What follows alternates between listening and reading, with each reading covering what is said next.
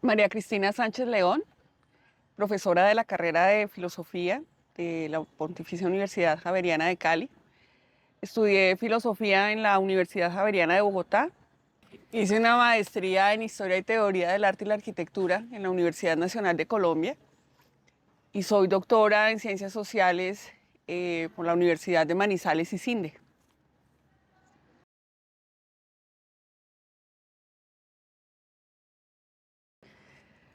La manera como yo escogí la filosofía como carrera fue bastante curiosa. Realmente no era una carrera que para mí fuera prioridad. Sabía que me gustaba indagar sobre las cosas, sabía que me gustaban los asuntos de lo humano, sabía que me gustaba leer y sabía que me gustaban las cosas, digamos, en términos de qué pueden significar el origen, ¿sí? O la proveniencia de las cosas. Pero curiosamente lo que me gustaba era el diseño gráfico y la arquitectura. ¿Cómo elijo la carrera? La elijo en algún momento de no saber justamente si escoger filosofía, historia o literatura.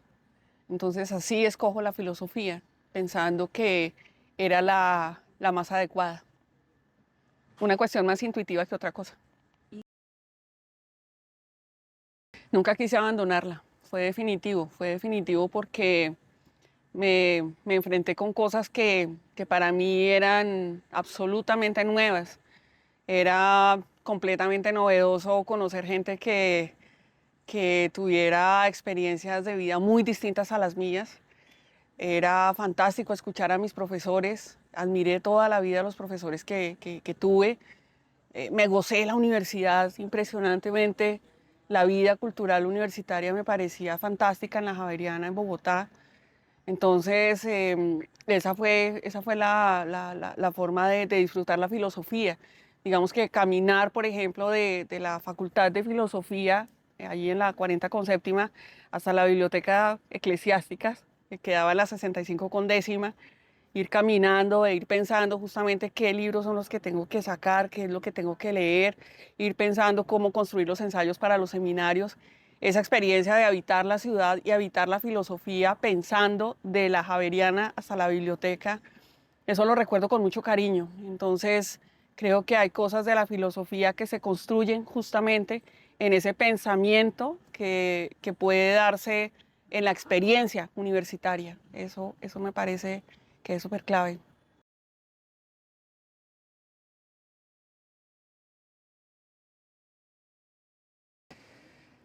Fue curiosa porque fui muy buena estudiante, hay que decirlo.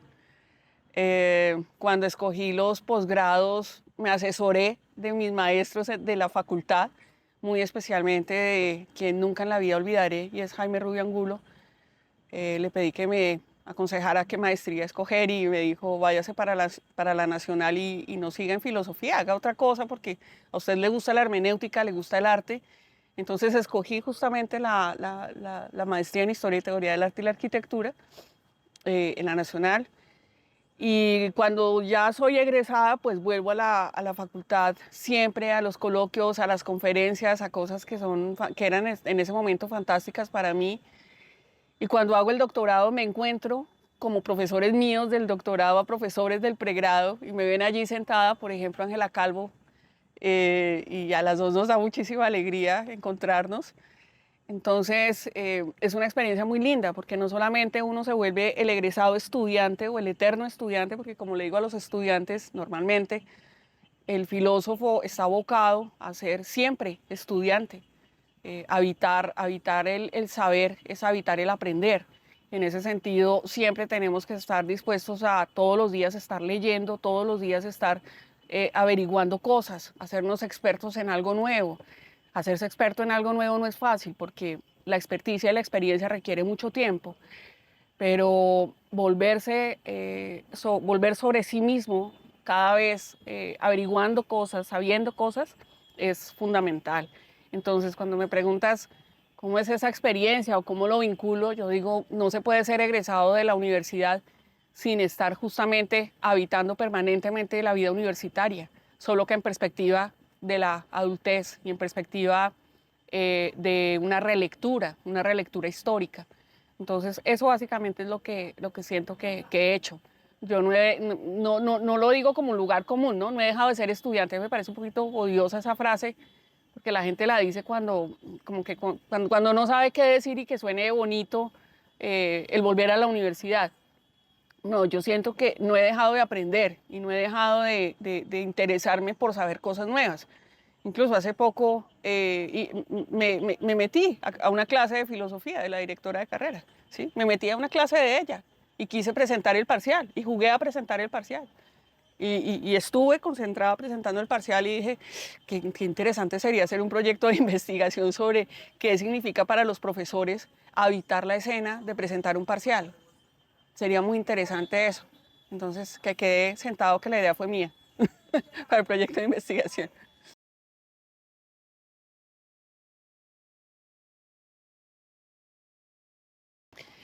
Uf, esa es una pregunta durísima, muy compleja porque yo hago la maestría sin pensar en querer seguir filosofía y cuando hago el doctorado lo hago pensando en no querer tener contacto con la filosofía.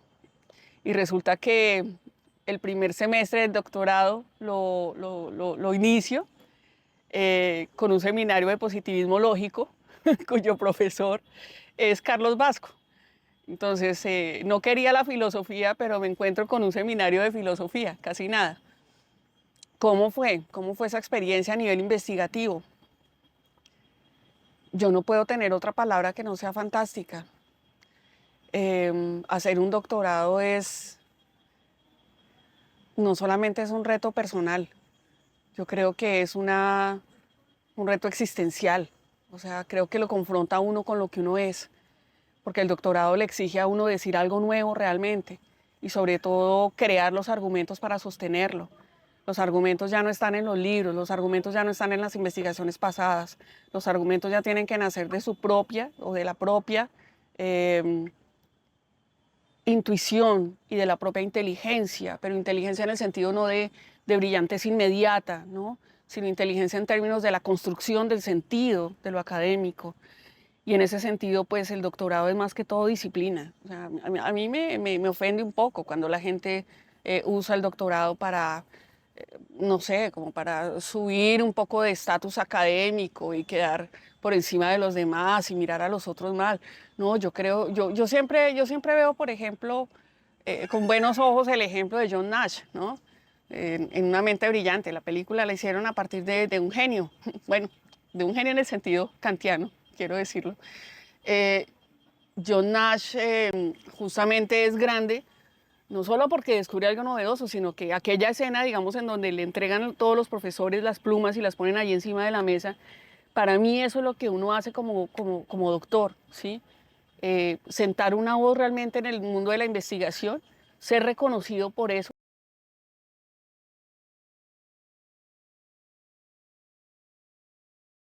Sí, sí, eso fue, fue chistoso porque yo después del doctorado, sí, yo me gradué como doctora siendo profesora de la Universidad Javeriana de Cali, estando en la carrera de filosofía. Y me llaman para ser profesora de filósofos. ¿Cómo fue eso? Fue lindo, no hay otra palabra, fue honroso. Estoy siendo profesora de filósofos cuando me gradúo como doctora en ciencias sociales. Eh, y justamente me inauguro, y digo me inauguro porque es verdad, me inauguro como investigadora de un proyecto de investigación-creación al mismo tiempo que estoy entregando mi tesis doctoral. Entonces, todo estaba muy cruzado. Para mí eso no era estrés, esto no es prepotencia, es simplemente objetividad, o sea, para mí eso no era estrés, para mí era muy gratificante saber que todo lo de la tesis lo podía estar usando en un proyecto de investigación y sobre todo con estudiantes y sobre todo en filosofía. Entonces, insisto, fue honroso, fue, fue un descubrimiento de lo que yo podía hacer, me estaba dando cuenta que yo podía hacer otras cosas desde la filosofía y sobre todo cosas que tenían que ver con las imágenes. Entonces, eso me parece que es una oportunidad para hacer de la investigación un trabajo de descubrimiento constante, ¿sí? Eso es como lo más importante.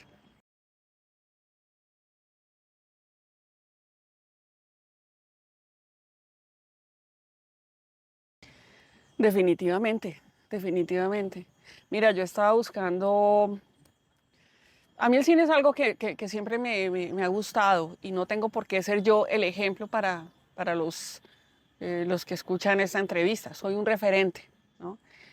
Y estaba buscando justamente cuáles son los directores de cine que más cercanos han estado a las letras, ¿sí? Y uno de ellos, sin duda, pues es Pasolini y otro es Ingmar Bergman, ¿no? Entonces, cuando uno ve la obra de ellos, pues uno entiende muchas cosas y no entiende que sus obras sean aburridas, todo lo contrario.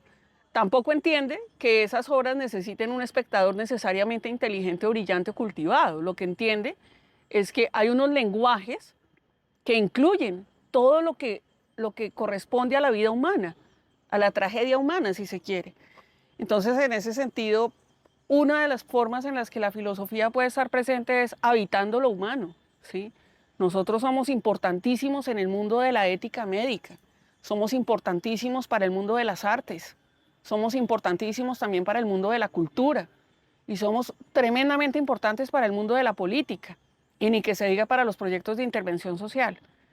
Entonces, creo que el filósofo no solo es que está llamado a hacer cosas, porque los lugares comunes me parecen muy desagradables, ¿no? Y esa expresión de estar llamado a, no está llamado, es que parte de su esencia es esa, ¿sí? Parte de su esencia es lo público, ¿sí? La filosofía en sus orígenes no se hacía en lugares encerrados, todo lo contrario. La filosofía se hacía caminando, se hacía en la plaza pública, el debate era público y el ejercicio del pensar siempre ha sido público. Entonces, en ese sentido, lo que me parece fantástico es que el filósofo, eh, por más que requiera la soledad y por más que requiera y se haga en reflexión, en soledad, en lo solitario, está, digamos, hace parte de su ser todo lo público y todo lo que gobierna, digamos, el mundo del común, de lo común, perdón, o de las comunidades. Entonces, ¿dónde estamos? ¿Dónde debiéramos estar? Habitando el mundo, ¿sí? Habitando el mundo, en los intersticios del mundo, en las bisagras del mundo. Yo creo que ahí somos útiles los filósofos y somos muy importantes.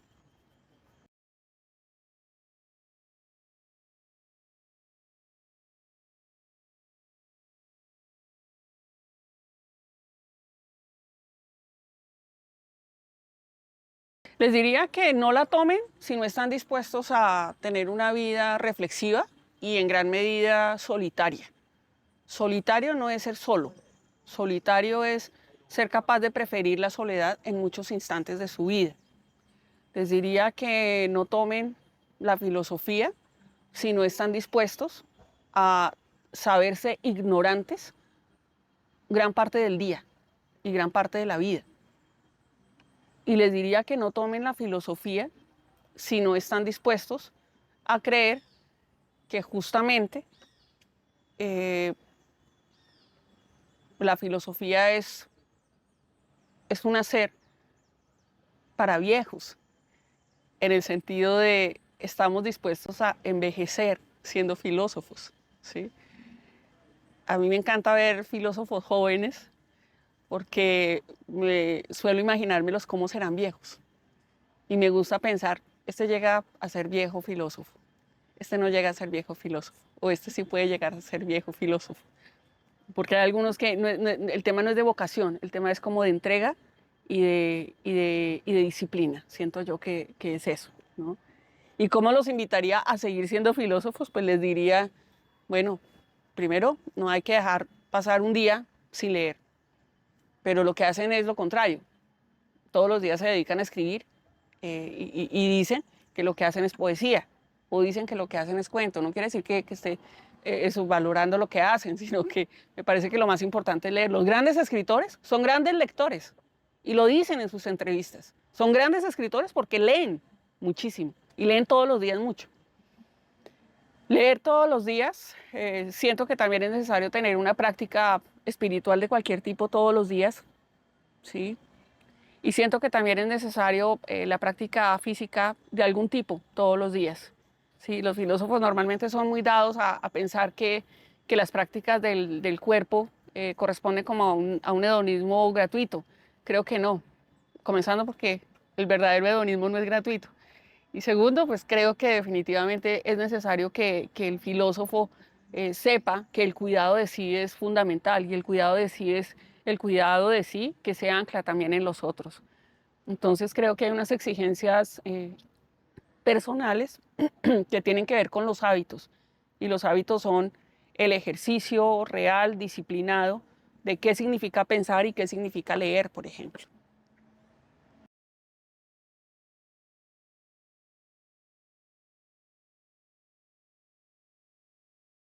A mí me gustaría ver filósofos en televisión.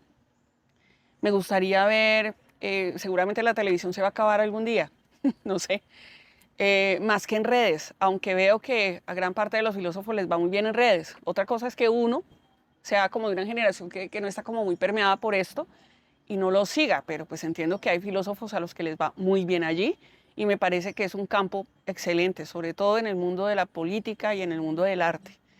¿Dónde me gustaría verlos? En los gobiernos. Me gustaría ver los filósofos en los gobiernos, pero no filosofando gratuitamente. Me gustaría verlos proponiendo, me gustaría verlos dando argumentos serios, conociendo de economía, conociendo de cultura, conociendo lo que significa la raíz del conflicto, por ejemplo, en el país, siendo críticos, no creyendo que con un argumento que no se puede comprobar en territorio son más que otros, ¿sí? Un filósofo en ejercicio es el que realmente habita el mundo. Entonces me gustaría verlos allí. Sin duda, me gustaría ver los filósofos haciendo cine, ¿sí?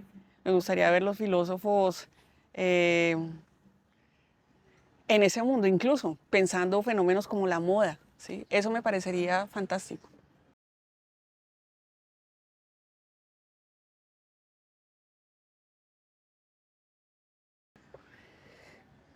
Yo creo que tienen grandes habilidades y tienen una potencia que nosotros no tuvimos, comenzando por el Internet.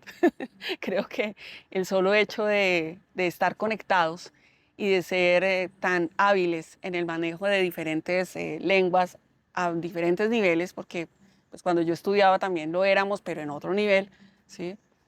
Eso hace que tengan muchísima facilidad para acceder a una cantidad de cosas que no solamente tienen que ver con la cultura, sino con la cultura filosófica o con las formas diferentes de hacer filosofía. Me los imagino así. A otros, por ejemplo, estoy repasando sus rostros, ¿no? A otros me los imagino escribiendo y publicando, siendo investigadores adscritos a universidades. Y a otros me los imagino como asesores de arte en centros de cultura importantes y especializados.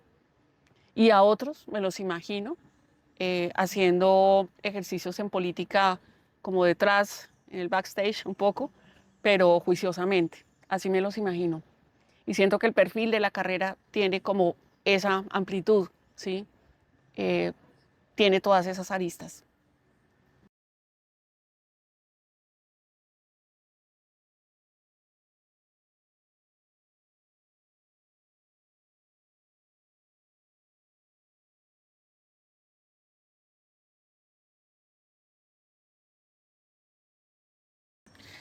Bueno, para empezar, hay una cosa que es fundamental, ¿no? Y es la presencia del griego y del latín, ¿sí?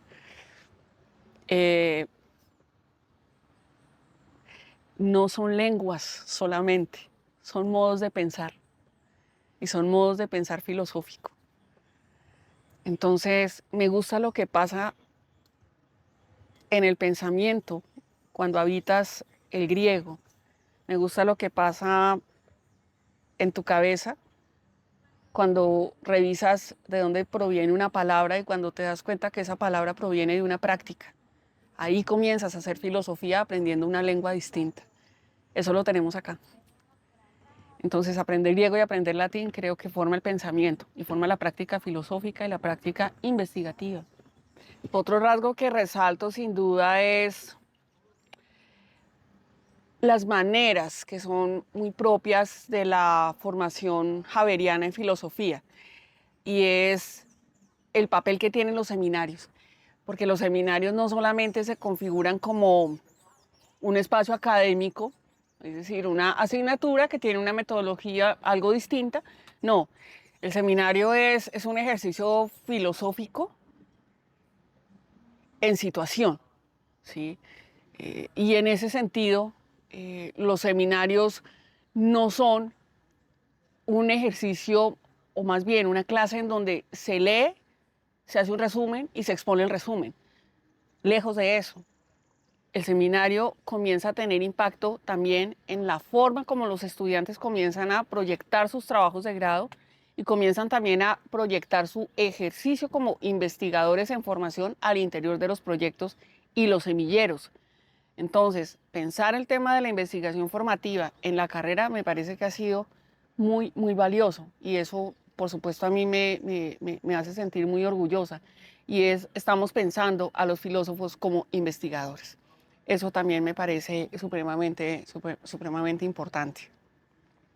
Otro elemento que destaco es la participación de los estudiantes en diferentes escenarios en la universidad, ¿sí? Los filósofos de la Javeriana de Cali no se quedan solamente en la carrera, no se quedan solamente aquí, digamos, en lo que significa hacer filosofía al interior del aula. Yo los veo aprendiendo piano, yo los veo haciendo pues, música de diferentes formas, los veo en la participación en los proyectos de investigación, creación en producción audiovisual, los veo haciendo doble carrera. Eso me parece también interesante, y es la posibilidad versátil que tiene el programa como tal. No solamente la malla curricular y estas cosas, sino la visión como tal que tiene la carrera.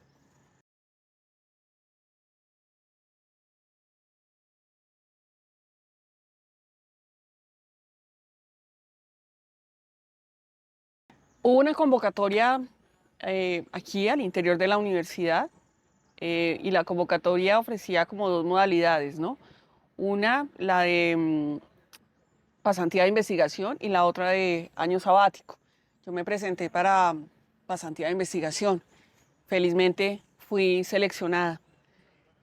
Fui seleccionada, y entre esas, digamos, entre esas, ¿cómo se dice?, requisitos o evidencias que presenté, iba una carta que me hace sentir muy feliz y muy orgullosa, de la Universidad Federal do Ceará de Fortaleza, Brasil, donde me decían, pues, profesora Sánchez, no solamente nos interesa el proyecto de investigación que quiere iniciar y hacer acá, sino que la invitamos a ser parte de nuestro programa de postdoctorado. Yo, por supuesto, feliz, porque lo que tienen ellos de mí es mi hoja de vida académica, y eso es lo que ha hablado por mí. Entonces, me presento con esa carta, soy seleccionada en la convocatoria, y efectivamente, pues, prontamente viajaré a Brasil a hacer el postdoctorado. ¿Qué implicación tiene? Pues a nivel personal, toda la felicidad del mundo. A nivel profesional, pues también en lo profesional somos felices y somos afortunados. Y a nivel investigativo, pues yo sí creo que definitivamente hay una necesidad grande en filosofía, sobre todo en este país, y es pensar una estética de las emociones. Eso es lo que voy a hacer. ¿Cómo nace esa idea de la estética de las emociones? Nace a partir de una pregunta que yo ya me he venido planteando desde el 2020, y es pregunta que se desarrolló en otro proyecto de investigación-creación que se llamó Cuerpo Silente, y es la pregunta sobre los afectos humanos y cómo comenzaron a cambiar esos afectos a partir de la pandemia, y en lo particular en Colombia con el estallido social. Yo siento que hubo una mutación afectiva, y los seres humanos colombianos como que no nos hemos dado cuenta mucho de eso. Los afectos cambiaron. El miedo se posicionó y se posesionó en muchos y de muchos por estos días. La vergüenza, el asco, la premura, la sensación de abandono. Yo siento que hay varias emociones que comenzaron a tener lugar, y como que silenciosamente están habitando entre nosotros y no nos estamos dando cuenta de eso. Y sobre eso quiero pensar que se puede hacer una estética, ¿sí? ¿Qué quiere decir eso? Pues pensar una estética como una especie de, digamos, como un discurso que tiene que ver con la sensibilidad, claro, una sensibilidad corporal, una sensibilidad afectiva, una sensibilidad a nivel de imágenes, pero también una sensibilidad que tiene que ver con el pulso anímico. Y básicamente ese es el proyecto de investigación, pensar que uno puede hacer una estética de las emociones. Escogí dos figuras especialmente, una que es la dromomanía y la otra que es lo que significa ser nómada en los tiempos contemporáneos.